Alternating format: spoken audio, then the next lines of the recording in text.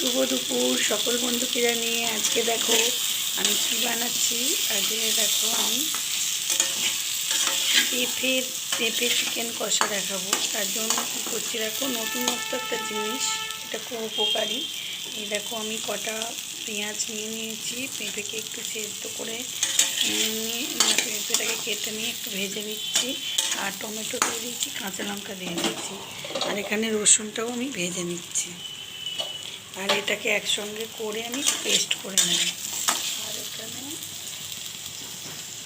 এদিকে কিছুটা আলু ভাজতে বসিয়ে দিয়েছি। আর এখানে দেখো চিকেনটা কিভাবে মাখানো আছে। দেখো দই দিয়ে দিয়েছি, দই আর এখানে আছে পুরো চিকেনটাকে ভালোভাবে ভেজে নেওয়া হয়েছে। ভেজে নিয়ে এটাকে দেখো পেঁয়াজ, কাঁচা পেঁয়াজকে দেখো রসুন এর সঙ্গে মাখানো আছে, আর আছে লঙ্কা, হলুদ, জিরে দিইনি কিন্তু এটা, আর দই ভালোভাবে মাখানো আছে, মেরিনেট করা আছে প্রায় 1 ঘন্টা, ঢাকা দেওয়া আছে বন্ধুরা। এবার চলো এইটাকে আমি এবার পেস্ট করে নেব। পেস্ট করার জন্য মিক্সি নিয়ে নেব, দেখতে থাকো। দেখো সব কাটা নেওয়া হয়ে গেছে, ভেজে তোলা হয়ে গেছে মিক্সিতে। এটা একটা মশলা বানিয়ে নেব, পেঁপে চিকেন কষা।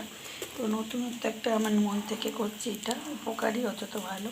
এ দেখো গরম মশলা দিয়ে দিচ্ছি, এটা জয়িত্রী, জায়ফল, দেখো গরম মশলা কিছুটা দিয়ে দিলাম, গোলমরিচ, আর এখানে কিন্তু গোলমরিচও মাখানো আছে বন্ধুরা, ওই জন্য একটু কালো কালো ভাব হয়েছে। বেশিরভাগ গোলমরিচ দিয়েই আমি করব, গোলমরিচ কাঁচা লঙ্কা দিয়ে। এটা ভীষণ উপকারী একটা চিকেন। আর এর মধ্যে দেওয়া হয়েছে জল, ধুয়ে নিয়ে জলটা দেওয়া হয়েছে কড়াটা। তো দেখতে থাকো,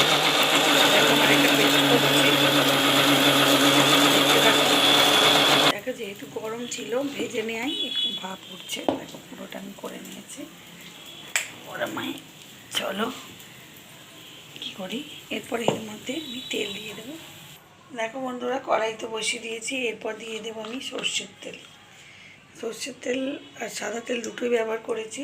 আলু ভাজতে, এই পেঁয়াজগুলো ভাজতে সাদা আর সর্ষের দুটোই দিচ্ছি, দুটোর টেস্ট বাড়িয়ে দেয়।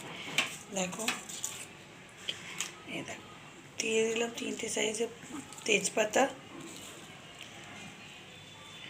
শুকনো লঙ্কা, জোরটা বাড়িয়ে দিচ্ছি, গোটা গরম মশলা ওতেও দেওয়া আছে, এতেও কিন্তু দিলাম সব কিছু। তো আমার এইটা একটু নেড়ে নেব।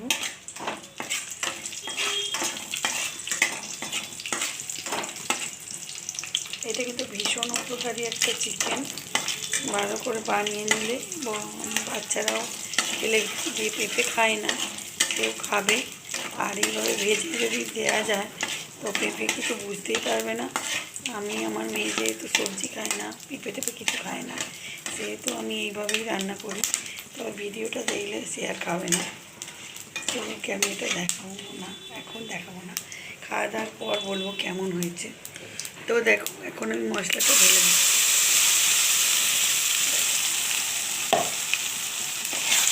এবার তেলের সঙ্গে ভালোভাবে কষে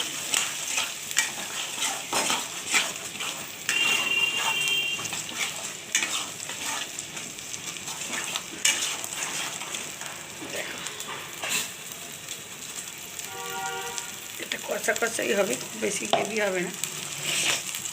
তো দেখতে থাকো বন্ধুরা।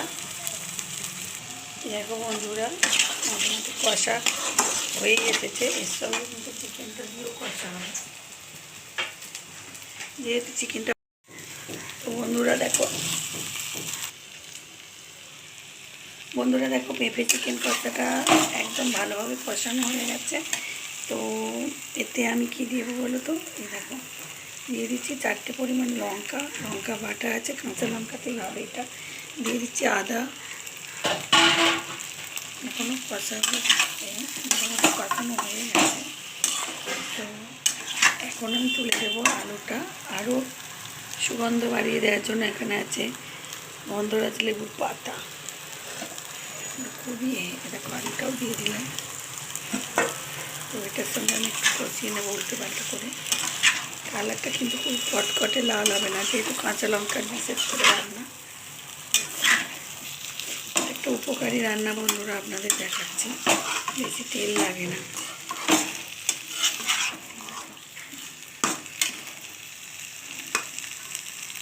দুটো তেলও ব্যবহার করতে পারো, দুরকম তেল আছে, শুধু ওই তেলও ব্যবহার করতে পারো। আমি আর একটু সর্ষের তেল দিয়ে দিচ্ছি, দিয়ে দিলাম। তো দেখতে থাকো, কষিয়ে নিয়ে আসতে।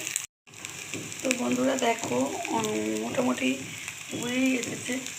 তো এখন আমি দিয়ে দেবো একটুখানি নুন।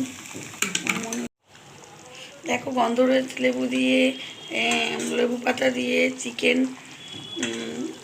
পেঁপে চিকেন কষা, এই দেখো গন্ধরাজ লেবু এরপরে আমি ছড়িয়ে দিচ্ছি, একদম লাস্ট দেখো দিয়ে দিলাম গন্ধরাজ লেবুর পাতাটা। এরপর আমি একটুখানি শুধু নেড়েচে নেব।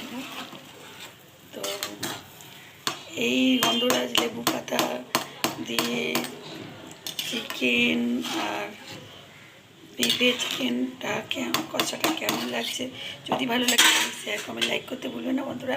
একদিন চটজলদি এই ভীষণ উপকারী চিকেনটা বানিয়ে নেবেন। তো আজকে আমি নতুন বানিয়েছি, একদম নতুন, নিজের মন থেকে, খুব সুন্দর স্বাদ হয়েছে। তো দেখেছি, তো একবার বানিয়ে নিই, চলুন ঢেলে ফেলি। দেখুন বন্ধুরা, একদম গন্ধরাজ লেবু পাতা দিয়ে পেঁপে চিকেন কষাটা একদম রেডি। আমার মন থেকে এই নামটা দিয়েছি।